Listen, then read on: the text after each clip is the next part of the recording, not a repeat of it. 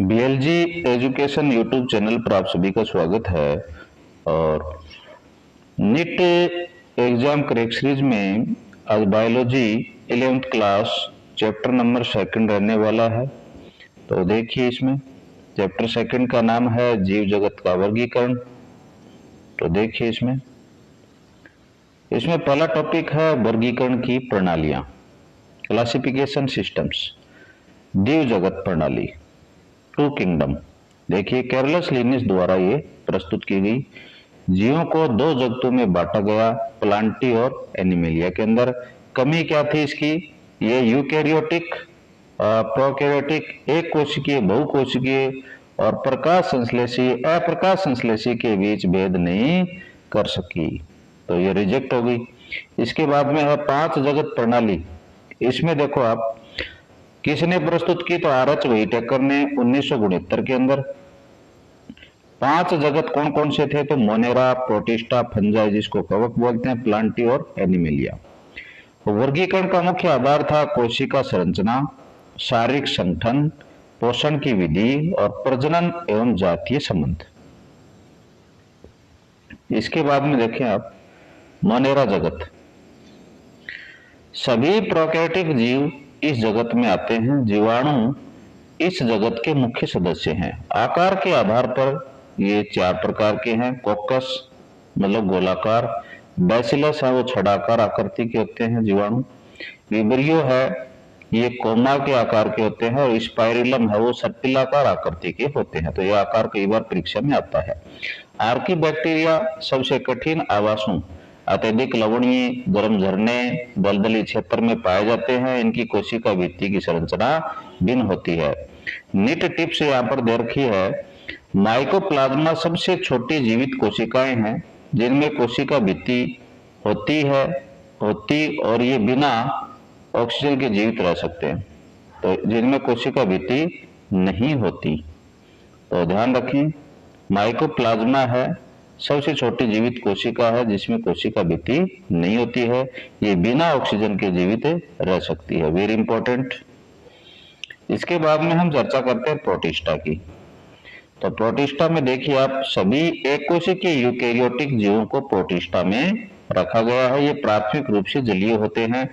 Protista के मुख्य समूह हैं क्राइसोफाइट, डायटम व सुनहरे शैवाल, इनकी कोशिका भित्ति में सिलिका होती है, डायटमी मर्दा। डायनोफ्लैजिलेट लाल तरंगें उत्पन्न करते हैं, उदाहरण के लिए गोनियोलैक्स। यूग्लिनोइड पादप व जंतु के बीच की योजक कड़ी, प्रकाश में स्वपोषी, अंधकार में परपोषी। प्रोटोजोआ का उदाहरण है अमीबा, पैरामीशियम। अगली स्लाइड है कवक जगत की। देखिए, कवक परपोषी यूकैरियोटिक जीवों का एक अनूठा जगत है। इनकी कोशिका भित्ति वो काइटिन की होती है और पॉलीसेकेराइड की बनी होती है। इष्ट एक कोशिकीय है जबकि अधिकांश कवक तंतुमय होते हैं। कवक के लंबे पतले धागे जैसी संरचनाओं को कवक तंतु कहते हैं। इन तंतुओं के जाल को अपन क्या कहते हैं? कवक जाल कहते हैं। सहजीवी संबंध, शैवाल के साथ लाइकेन, उच्च पादपों की जड़ों के साथ कवक मूल, वेरी इंपॉर्टेंट। कवक के प्रमुख वर्ग कौन कौन से हैं? देखिए, फाइकोमाइसिटीज, जलीय आवास सड़ी गली लकड़ी पर पाए जाते हैं। कवक जाल अपटीय और बहुकेंद्रकीय होता है, उदाहरण के लिए म्यूकर राइजोपस, रोटी का कवक बोलते हैं राइजोपस को, एल्बुबो। एस्कोमाइसिटीज है, इन्हें थैली कवक कहते हैं। कवक जाल शाखित और पटीय होता, उदाहरण के लिए पेनिसिलियम, ईस्ट, न्यूरोस्पोरा, जेनेटिक कार्यों में प्रयुक्त होता है।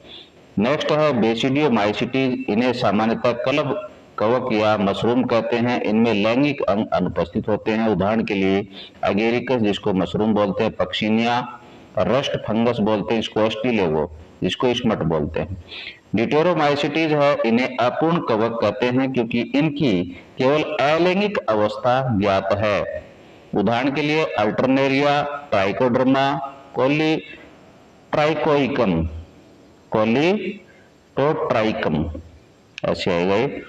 इसके बाद में पादप और जंतु जगत है, इनमें डिफरेंस क्या है? देखिए, पादप जगत, सभी क्लोरोफिल युक्त बहुपोषी और यूकेरियोटिक जीव पादप जगत में आते हैं।